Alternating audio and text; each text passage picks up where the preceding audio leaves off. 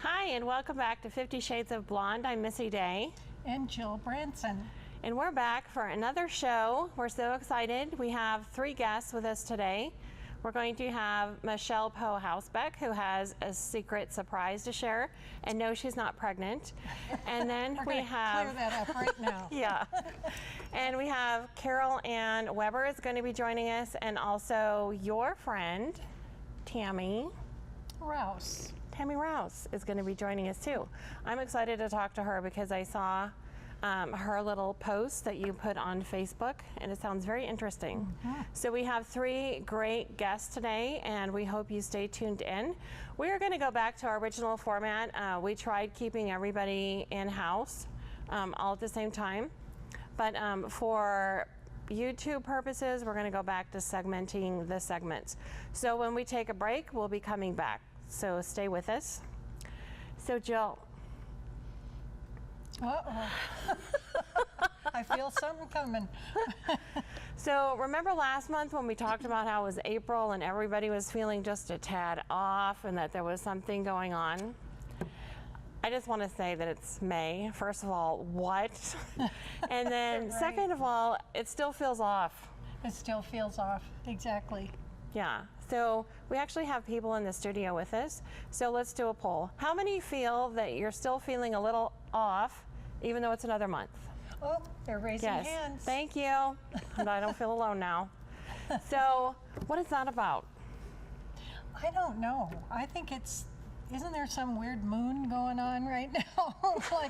We already had a new moon and a blue moon And a pink moon. And a pink moon. So what kind of moon is it? Yeah. I want to know. Something is not right. Something is squirrely because people It are is. acting Really squirrely. weird. And it's like once Easter hit, poof. It was just, all of a sudden there was like nobody out for a while, and now they're all creeping back in. When you get on the freeway, they're back. They're back. And I saw the funniest, I have to tell you this, I saw the funniest meme, I guess you would say, that was on Facebook about the construction. Saying yes. how the construction workers all get together and say, now that they're all detouring, and they're detouring in a lot of different places, we're going to find those, and then we're going to do construction there too. So it's the truth. I personally feel that the construction workers go out at night and purposely make the cones all in like weird Places, patterns, yeah. so that you get on the road and you're like doing like Mario's Cars or whatever, you know. Is that even still around? I don't know. Anyways, every day Valley Verde is different and nobody knows where we're going. So I met a lady coming towards me head on because she was in the wrong lane, because I'm sure she didn't know where the heck she was supposed to be. Oh, no. Oh, that's scary. Hopefully you must have been going slow enough that you could do something about it. It was slow because of the fact nobody knew.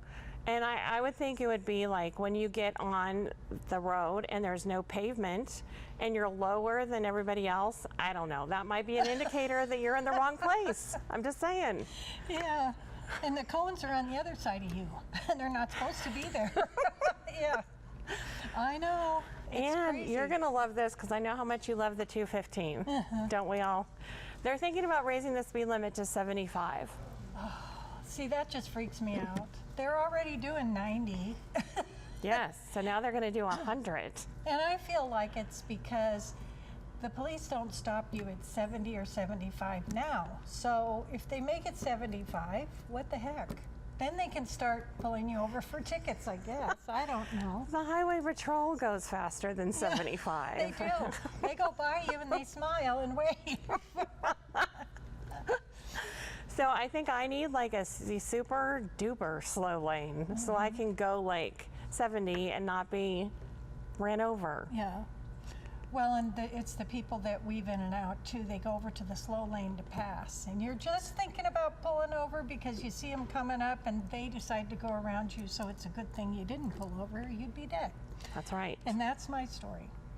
But let's see, what else can we talk about? We rant about that every single time, but how can we not? You know what I'm saying? I know, the road construction's crazy. Well, now I saw, do you ever follow Ken Smith? Mm-hmm. So he's hilarious, and I like following him, but his new rant is the HOV lanes that they're putting in. Yes. And so he talked about he's getting an inflatable dog to put in his front seat. I think that's fair. I think it's fair. I'm thinking about getting like an inflatable something to go in the front seat. Yeah, put a clown there. An inflatable clown. Oh, I can't do clowns. No, yeah, I'm not real fond of Clowns them either. freak me out. I like Bozo though. I used to like Bozo when I was growing up. Oh, yeah. And Chuckle the birthday clown. I remember watching Bozo the Clown. Yeah, Yeah, he was nice. he was. And Chucko, I won something from one of their shows. I used to send in for, their contests. And Engineer Bill, California, if you're old like me and you were in California, I remember Engineer Bill. you had to guess the big whistle.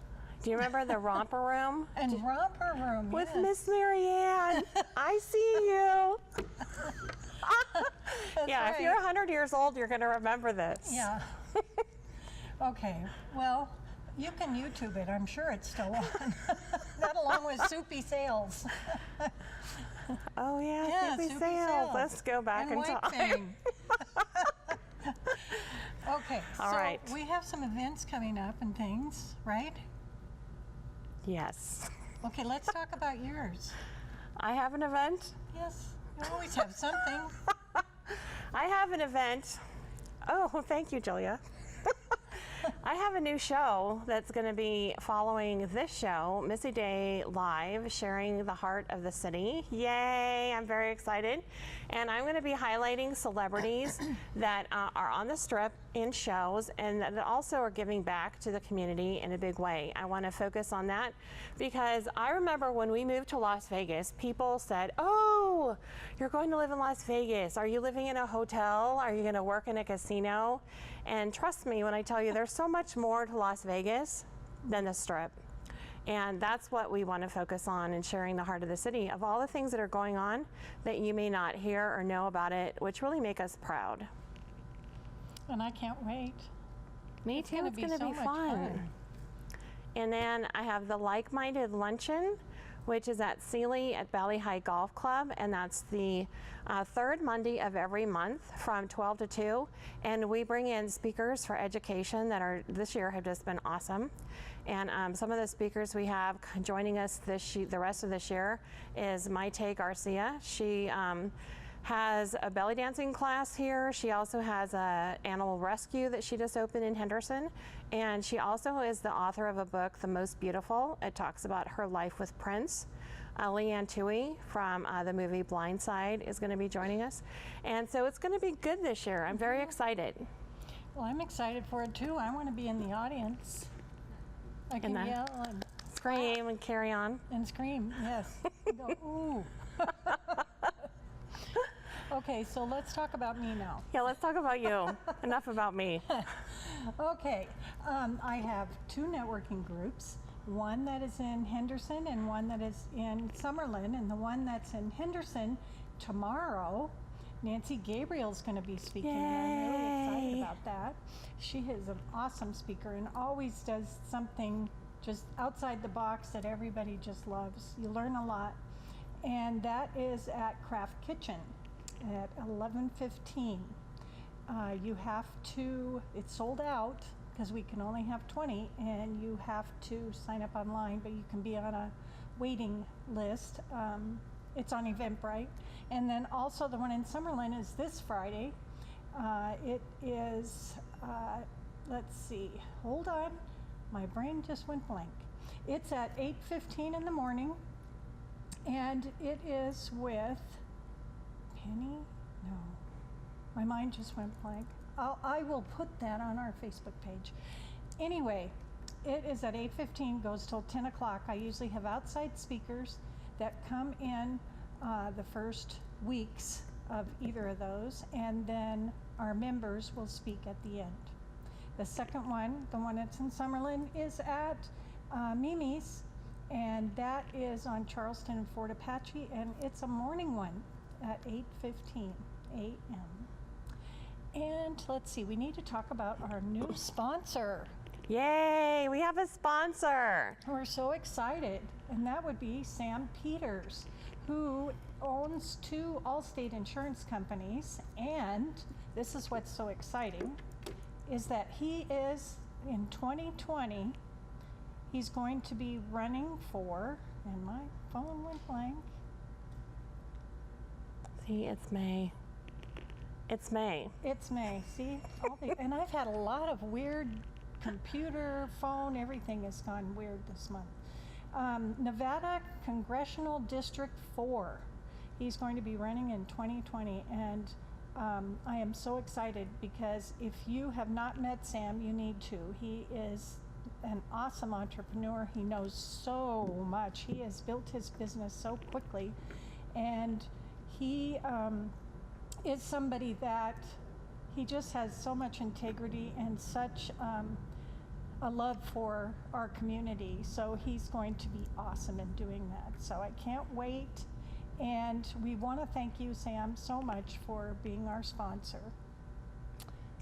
Yay. We have quite a few shout outs that we need to do today also. So every show we talk about the amazing Erin Erickson, who does our hair for the show. And so thank you, Erin. And then we want to give a shout out to our our set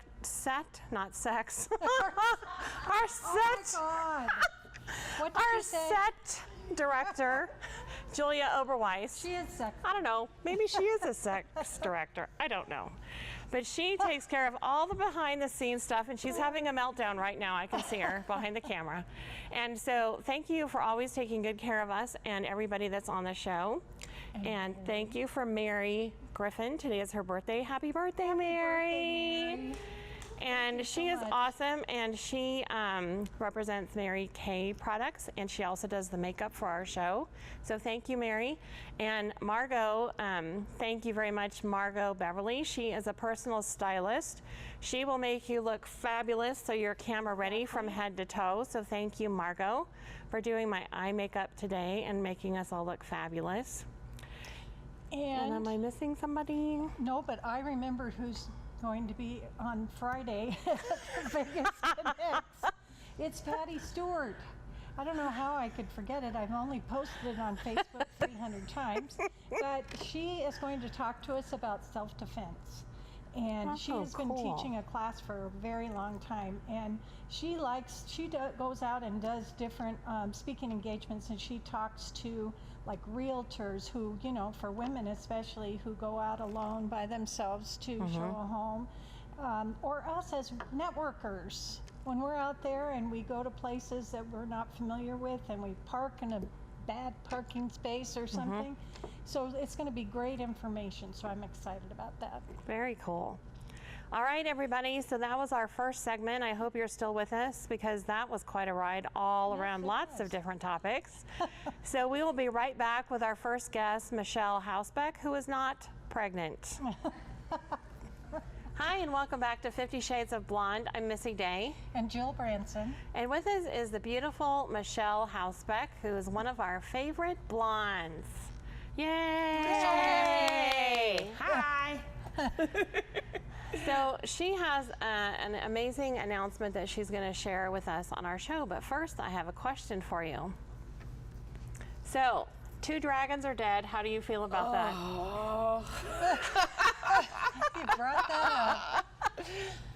I love those dragons on Game of Thrones, and I am unhealthily attached to them.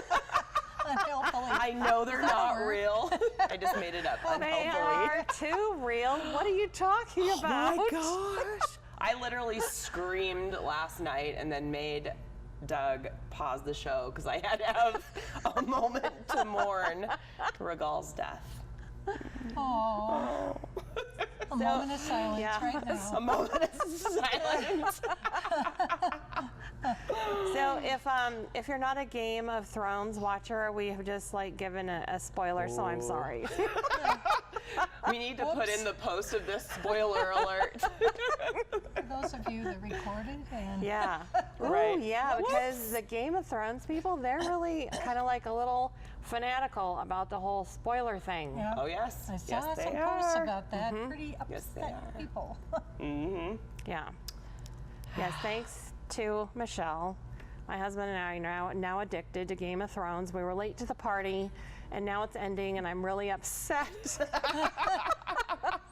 I hope there's going to be some kind of spin-off or additional shows. I've read that there was some in the works. So Oh, I'm voting for a prequel so we can find out about the Mad King. yes, I agree. Yes. And he had dragons, so. So Well, it more comes from dragons. lineage of dragons. Yes. I know way too much about the dragons. All right. she did Anyways. research. So we're going to move away from Game of Thrones now, and we're going to talk about Michelle and her surprise. So what is happening with you? Well, I'm not pregnant, as Missy said earlier. When she put that post up, I had a couple people call me like, "Are you pregnant?" Well, it's kind of like I'm giving birth, though. Yes. Yeah. So That's I true. let a little bit of the secret leak last week, if anybody saw my Facebook page. But I have been in the process of rebranding 444 Creative for like the last year and a half. And it is finally rolling out this week. Yay! Awesome. So the new brand will be called Hausbeck Brand, and the website will be live later this week, and it is a creative company. So it is a place to house everything that I have going on, and I'm very excited for this foundation to be built. This is going to be fun. Yeah, it's going to I be can hardly awesome. wait. Yes. I'm going to see a sneak peek Can of we? Yes, please. the logo, even though I let it leak. And this is also some fun swag for you guys. I'll show you the back since it has the full, Oh, I logo. Love it. Love it, love it. Love it. So this is for you, Jill. Thank you. This is for, I just barked like a dog. Oof. Oh. This is for you, Missy Day. Yay, Got an H thank on the you. front, And I too. also got these fun Very sweatshirts cute. made too, but And it's pink. Yee. I love the sweatshirt. Oh, I love that. Yes, it's got the little logo on the side there. Too warm to wear them now, but I am prepared. That's Awesome. all right. Yeah. Thank you I will very be much. getting one of those when it gets colder. All right, I have some for you. Cool. Yeah. Yay. I'm pretty excited about the logo because I've always wanted to do something with butterflies because I love what they represent.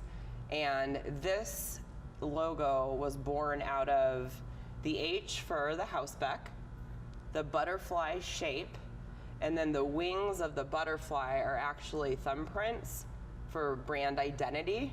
Oh, yeah. So I was able to mesh everything together, and I'm just in love with it, which is what I tell my clients they should be. That's They should right. be in love with your brand. That's right. Yeah. That's awesome. So, what would you say to people, somebody, a business owner, that is not loving their brand or their website? What is the first step? The first step would really be to recognize it and admit it.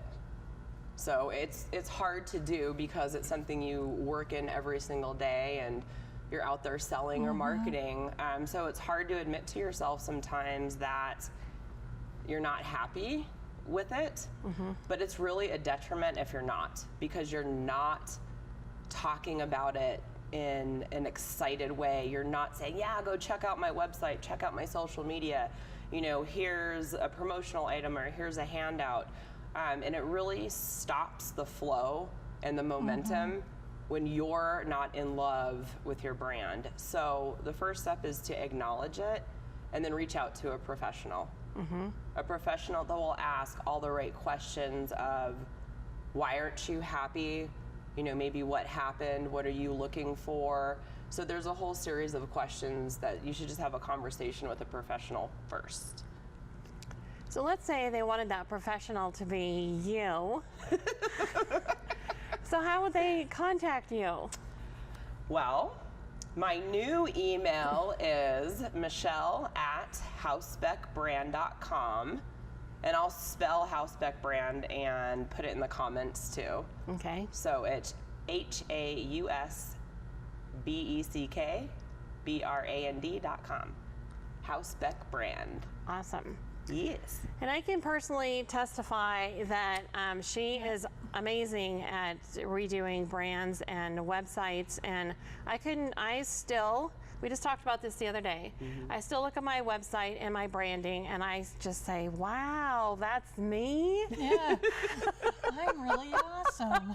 Yeah, I agree. And that's the way you should feel about everything that you have about your business, because if you don't feel that way, your clients aren't going to feel that way either. Right.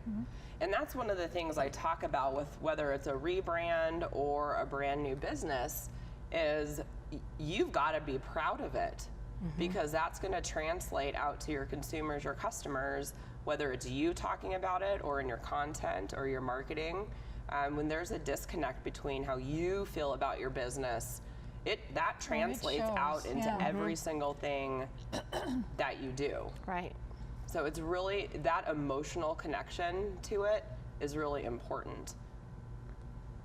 When you go through the process with people of what's the importance of the deep dives?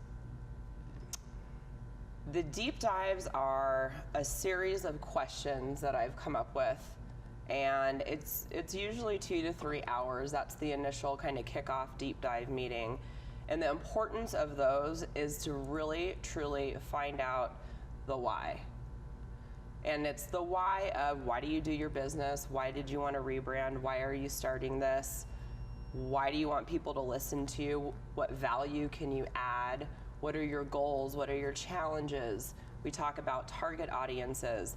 There's a whole series of questions that are meant to create the foundation, and this is what I call brand development, before any design starts, before any content is written, before any strategies are put in place.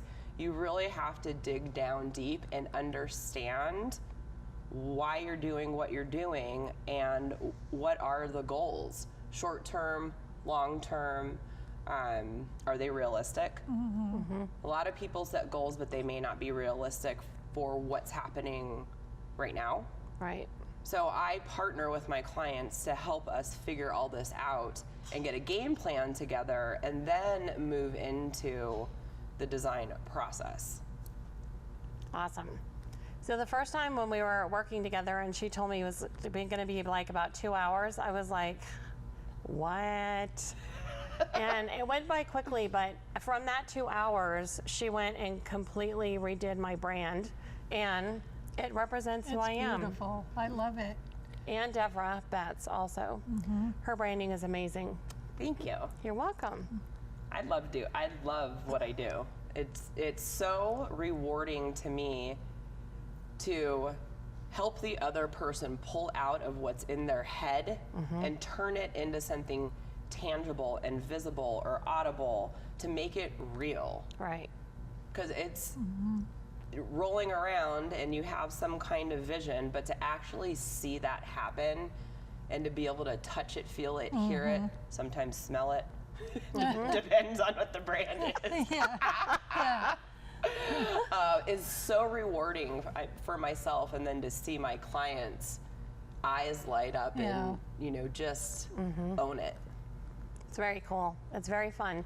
You're amazing at what you do. Thank you. You're very good at it. So if people want to reach out and talk to you, how would they do that?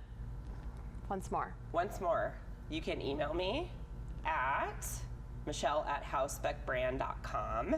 You can actually visit my Hausbeck Brand Facebook page. That is up and running and has all of my contact information on it and some samples of my work.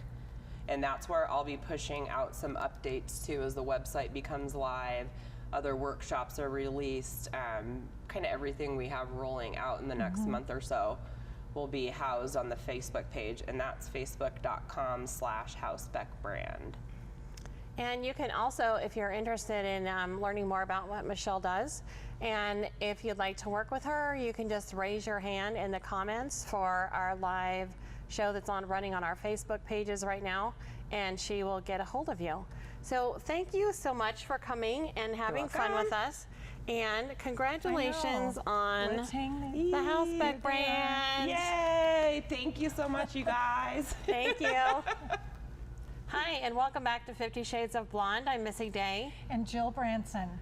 And with us is our friend that we met through MASH, I believe, right? I believe Alicia so. Mejia's group, MASH, and she is Carol Ann Weber. So welcome to the show. Thank you. It's about time. I have been talking to you about coming on this show and saying For a we got to have long another time. shade of blonde, you know?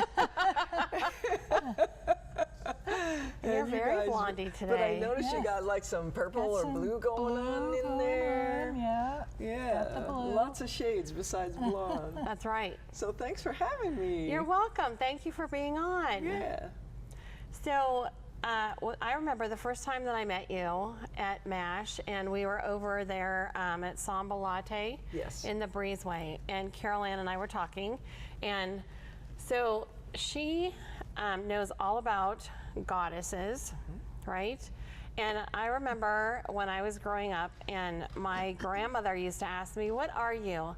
And I would say, "I'm a goddess," because queen and all those other terms like didn't sound exciting Yeah, it to just me. wasn't. No. But I did like goddess. I love that because you are. And I mean, essentially, I've had this project that I have been sitting on for a couple of decades where I have been teaching workshops and classes and just continue to do research on the deep history of the goddess. And as I see women and my girlfriends, each one is a goddess, and each one is a different shade of goddess. And to me, that's the whole beautiful part about goddesses, is that we don't fit any mold. And I think that's probably what you were feeling when you said, I want to be a goddess. Because when I first discovered the goddesses, that's what struck me about them, is that you've got the really sweet ones. Because in our current culture, we get a glimpse, like, you know, we have Mary in Christianity, but most of the goddesses we see are very sweet and prim, and, you know, everything is pure and holy. But when I started investigating the whole goddess history, there is 360 shades of goddess. And we've got everything from like Mary and like Kuan Yin, who is the Chinese goddess of compassion, and she's so full of compassion. I mean, if you ever need a shoulder to cry on or someone to embrace you, she's the one, and they call her she who hears the cries of the world. But then there's Pele, the goddess of the volcano. And when she was erupting, I think it was about last May, she was really, really active over in Hawaii. And a lot of the natives started doing ceremonies to her, like, Pele, please save us, you know, because she was really, really erupting. And the thing about Pele is that she demands respect, and she's very generous and, you know, good to her followers. So you disrespect her, you get erupted on. So you're toast.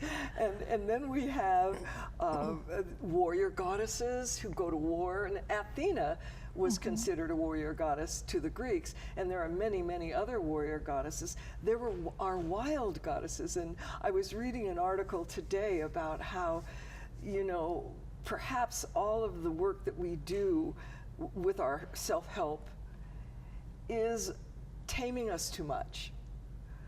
You know, it's like, you got to have a wild hair. You got, you know, to really embrace the full self. There's got to be a part of you that's untamed. And there are goddesses like that too. So, you know, that's what I love about it. I think you just like named your own show, Yeah. 360 Shades of exactly. Goddess.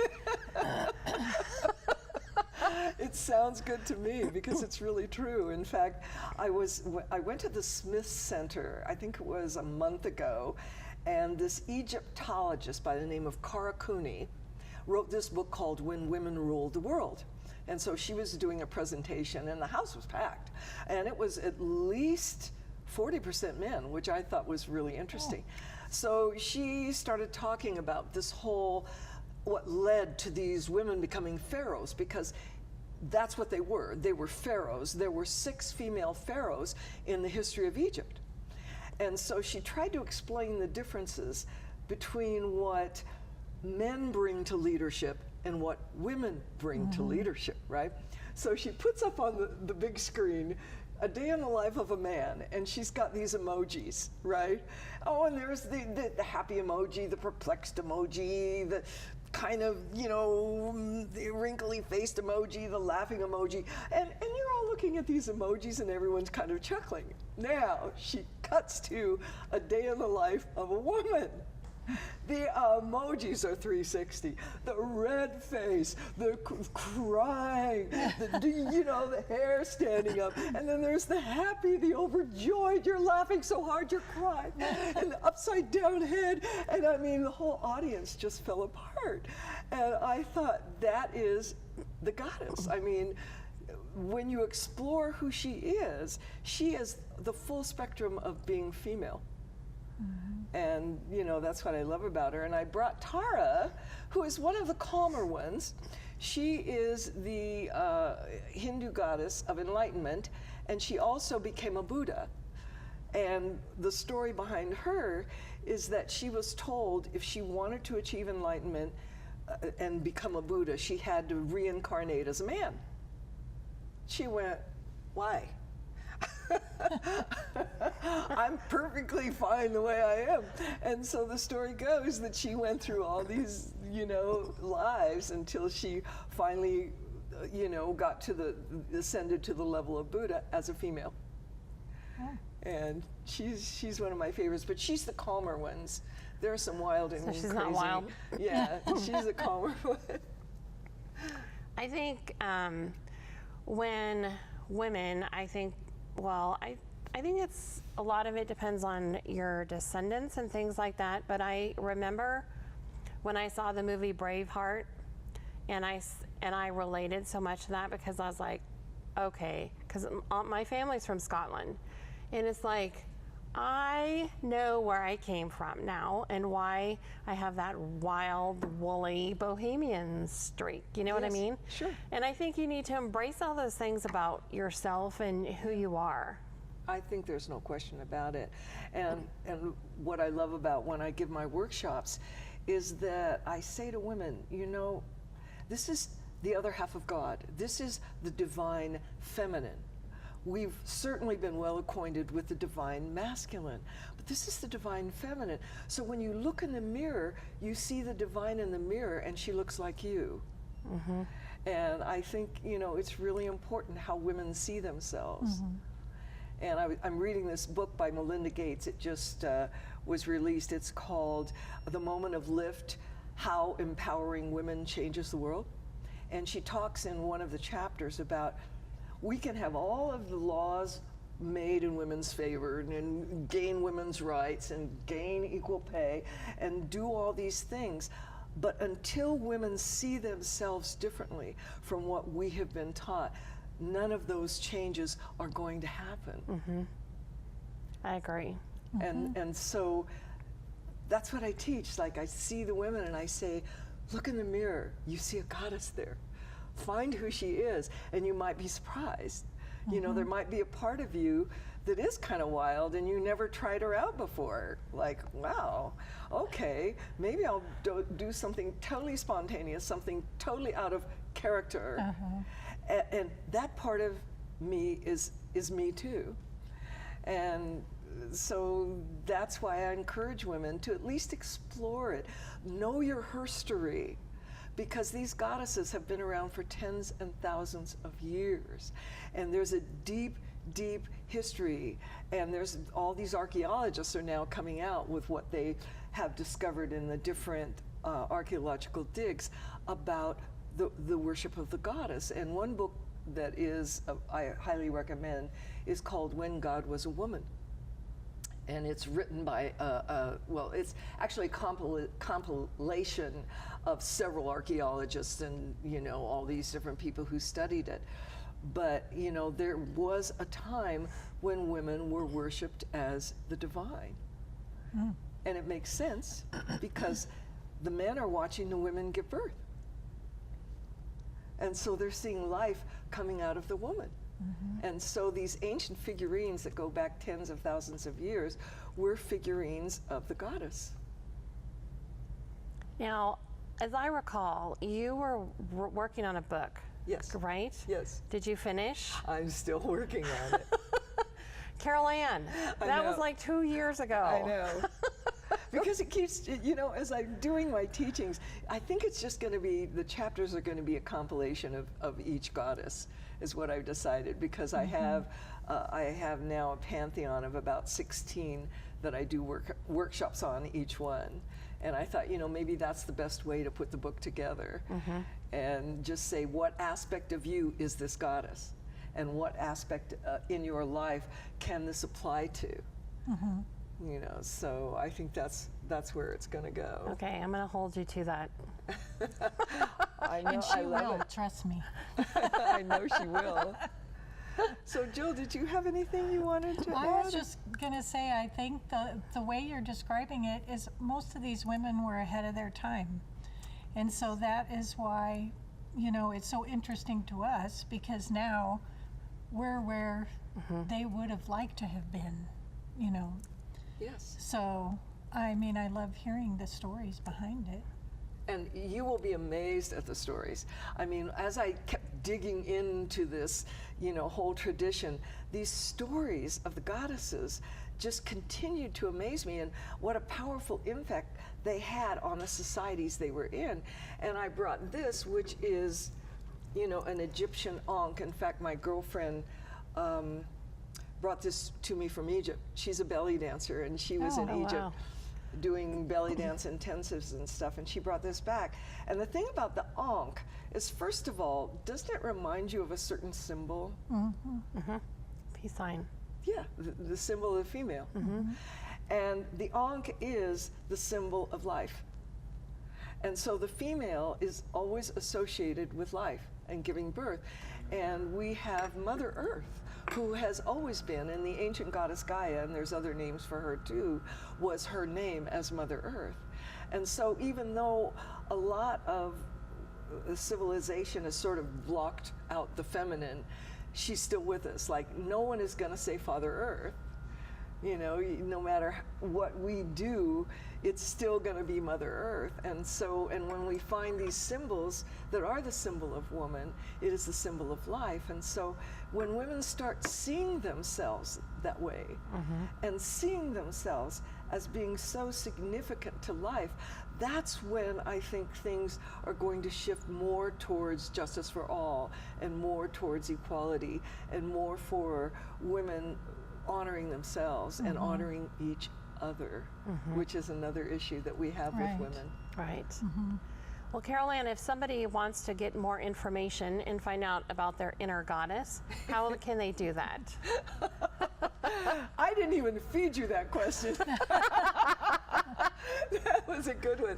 Well, I have a workshop coming up, and it is May the 18th. And it's going to be at the Mind Body Studio in Boulder City, and it's called Awakening Your Inner Goddess. Well, And gee, what a surprise! But I'm just going to talk about that she's in there, but maybe she's asleep, or you know, maybe she's just buried and whatever. And these are the things that we can do just to take a look at her. And make use of her. And it's at 1 o'clock on a Saturday afternoon. And you can find the information not only at the mindbodystudio.com, but you can find it on Facebook under Carol Ann Weber. Also, I have a private Facebook group called Badass Goddesses, which is one of my favorite combo of two words is badass and goddess. And I post a lot of the stuff in there. So if you'd like to join Badass Goddesses, I would love to have you as being a member of our tribe, and it's just a whole lot of fun. And so that's where you can find me. Awesome. And I hope to see you all in Boulder City. thank you, Carol Thank Ann, you so much very for much coming for on this coming show. on. We're so glad you did. Thank you. And stay tuned. We have one more guest who's going to be joining us in just a moment. So we'll see you back in just a few. All right. Hi, and welcome back to 50 Shades of Blonde. I'm Missy Day. And Jill Branson. And would you like to introduce our next guest? I would so love to introduce Tammie Rause. I am so excited to hear what it is that you do, because I used to be in the medical field, and I was worked as a nurse in a family practice, and I know what all goes into that. Yeah. So I'm anxious to hear. Well, I've been a nurse for 22 years myself, and I've been in OB, and that's a lot of work. And I've gotten tired and hurt, and so I needed a change. And so I opened a billing practice, well, a practice management practice. I have to get away from saying billing because That's a bad word. So it People freak out when they hear it. It is, and there's so much more to what I do. So I help medical practices with their credentialing, so getting physicians in networks so that they can accept your insurance. If you're on Medicare or if you're Aetna or whatever, and they don't accept that, well, then they're out of network providers and you end up paying more. So I help them do that. Then with billing, a lot of doctors don't understand that it really costs them more to keep billing in-house. For example, a doctor I was talking to, his office manager was going after Medicare for a $75 bill. Oh, geez. She gets paid $20 an hour-ish, and she spent 4 hours trying to collect $75. So that didn't make financial sense for him to, he's like, yeah, I should have probably just written that one off, because then he wouldn't have lost $5, plus he ended up losing the family of 3 in the practice because of the discrepancy in this dispute. So had he had it outsourced, it would have just been a percentage of the amount that we collected. And it could have taken me the same 4 hours. Right. But I didn't, it didn't cost him anything. Right. So, and he probably could have kept that family. So that's one little facet of what we do as well. We can help with HIPAA compliance. HIPAA is no longer just a binder that you have to keep on a shelf. Right. It's evolving, and so we have an entire plan, and it's a living document, and it keeps all the training for the staff involved. So those are Medicare compliance. I could go on. It's like so much. Well, and all the codes you have to have. We do. My company, I've bought the license to the software that I use in my company. And so with that, I have a team in the back office that keeps all of our codes up to date. So we don't have to worry about that. If you utilize our software, when we come in and implement the electronic health record and the billing software, it then automatically, you don't have to, the physicians don't have to worry about, are these the up-to-date codes? Back in the old days, you had a binder, a spiral bound binder with the ICD-9 codes. Yep. And now they're ICD-10 codes, and they went from several hundred to several thousand codes now, and trying to remember all of them and figure out which ones to bill for and which CP10 code matches which ICD-9. It's a nightmare. So, because those have to be pretty spot on, right, before the insurance, because doesn't the insurance look at those codes, and that's how they determine if they're going to pay? yes. Yeah. So if you've overcoded something, like you've charged for something that's a higher service, then they'll reject it and say we need more documentation to pay it, or we're going to reject it. And so that's our job as well, is to make sure that those codes are proper before they go to the billing company and before they go to the insurance company. So we are also our own clearinghouse. So generally there's 3 steps when the doctor submits the bill to the billing company, and then the billing company submits it to the clearinghouse, and then the clearinghouse finally submits it to the insurance company, And we take out that middle step, Wow. which means that the doctor gets paid faster, Uh-huh. and generally we make sure that it's paid less rejection. Well, and I was going to say, you also have to be really careful of how you code. Because if you put somebody that's pre-diabetic or not even diabetic, but they have symptoms, and you say they're a diabetic, that can mean all the difference in the world. Right, and it'll get, pardon me, it'll get rejected because the documentation doesn't match the code. And then, or the patient's getting charged for something that they're not the right thing. So, yeah. And then you've got letters of appeal. Oh, yeah. The next step. Yeah. Those are fun. I remember those too. So, my company is RN owned, and so because of that, I have made the commitment that every single appeal letter will always be looked at by a registered nurse. Yeah. Whether it's me or as my company grows and I hire more registered nurses to help with that appeal process, but it will always be looked at by a nurse and written. The appeal letter will be written by a registered nurse, which holds a little bit more weight. Yeah, I was going to say, Yeah. Not many companies do that, do they? No. Not that I've seen. I've seen a lot. If they keep it in-house, then whoever's doing their billing, when it comes to the appeal, they'll go to the charge nurse in the office or go to the physician and have to have them write the letter of appeal, or is this right? Do we need, but as a nurse that has been reading charts for 20 plus years, I can go ahead and do that. And I don't have to ask them for a second and third opinion. And it's like, is this right? I can go ahead and make that nursing judgment. So all of that does save the doctor's office money. And time. Yeah, a lot of time. Yeah. Because there's nothing, nowadays everything is, there's no physical charts, is there? There are still some Depends. Are doctors there out some there. doctors out there with charts? They Because I are. just know that the doctor I worked for, he would have a stack on his desk this tall, and pretty soon he'd put them on the floor Yep. because they didn't fit on the desk anymore. And I'd come in there and go, okay, where did I put that chart for him? I don't see it. Yeah. So, there's so much work involved. Yeah, and so a big part of our company is the electronic medical record as well. And so for physicians who are still using paper, I beg you to call me because I believe 2020 is the cutoff for. Oh, really? They're supposed to be electronic by 2020, or there's going to be fines that they can start incurring. And so My doctor still uses paper charts. It still charts, and we were just talking about that actually.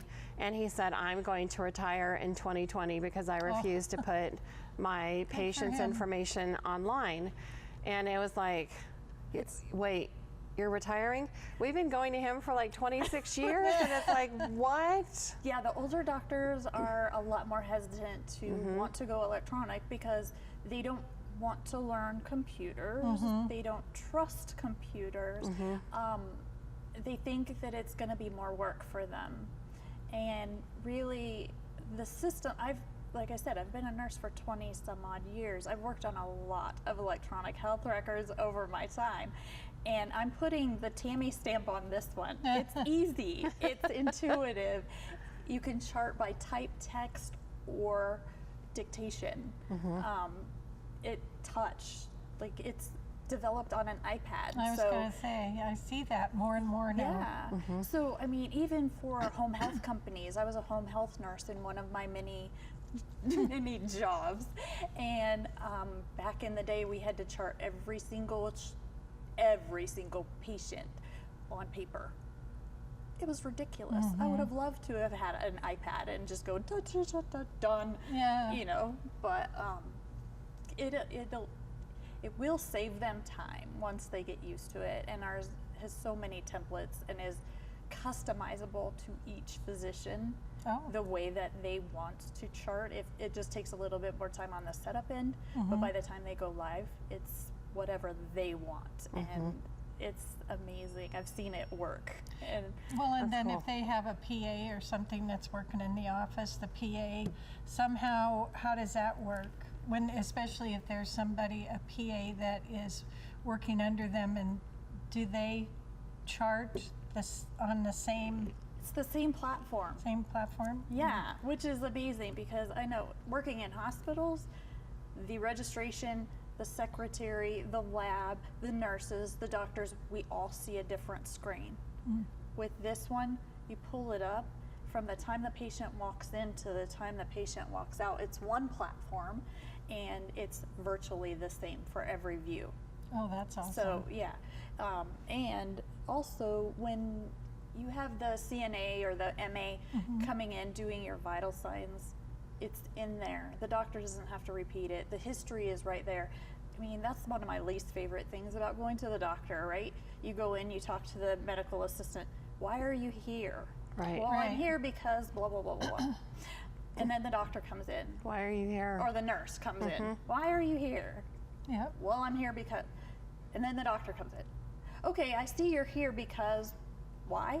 And it's Yeah. like, Uh-huh. 3 people? That's a Same waste. with the list of meds. Right. When you bring your meds in, Yeah. it's like everybody asks you at least 1 or 3 times. Right. Well, with our system, if the patient is computer savvy, they can do that all at home. And then Right. it sits in the queue until the doctor pulls up that patient to see them for that day. And then the doctor can just review it, or the MA can just review it. It saves everybody time. I mean, our time as patients is just as valuable Right. as the doctor's patient or the doctor's time. Well, so. I can't tell you how happy I am when they say, here, you can just go fill out your, when you're a new patient, and Right. you have 5 pages to fill out. They say you can do it at home, and I'm just like, oh, thank you. So I don't have to come in early and then sit there and write everything out. But you It's can so do much it on the easier. computer in our system, and it sits there in their system. You don't, because they're trying to get away from paper. So when you have PDF files on that you have to print and download and then fill out, it's like, no, let's get rid of that. Right. If we're going to go all electronic, let's go all electronic. So Well, tell me how we can refer to you. How can we help you with that? I need primary physician offices. So, not doctors, not hospital affiliated. If Right. they're affiliated with the hospitals, unfortunately, I can't help them. Let me rephrase that. I can help them, but if they work in the hospitals only, if they have their own private practices, then those are the Right. doctors that I could work with. Send them to Tammie at rrhe.org, and that's my personal email, or rrhe.org is my website. And that's any amount of physicians? I mean, is there certain? I can really help any size you? practice. The smaller practices say they can't afford it, but really, I work outside of the box. I think outside of the box. I'm not, oh, you can't afford it. Give it a try. Let's see what we can work out. There's always a way. They just need a little sample. Yeah, we need to wrap Because it up. Okay. I'm sorry, we have to wrap it up. We are out of time, but I want to thank you so much for coming on this show. I think Thank it's you. fascinating what you're doing. So if you want to, again, just like we did with Michelle, if you want to have more information on any of our guests, just raise your hand in the comment section and we'll reach out to you. Thank you everybody for joining us today for 50 Shades of Blonde, and we'll see you next month.